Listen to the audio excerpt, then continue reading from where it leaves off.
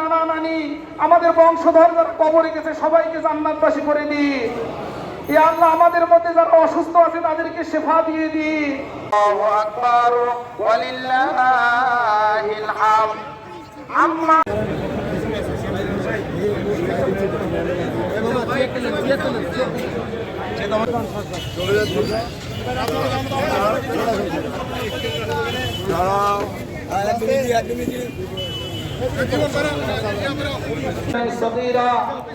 মৌতের সময় আমাদের সকলের জবানে মধুর কলেমা জারি করে দিয়ে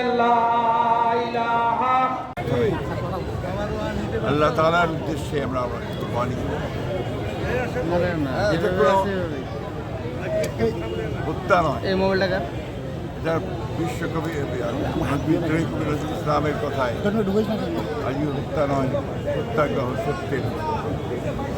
আমরা আমাদের যত কলুষিত আছে মনের মধ্যে আমরা সমাজে সেগুলোকে বাদ দিয়ে কোরবানির মধ্যে দিয়ে আমরা সেটাকে পবিত্র করতে চাই।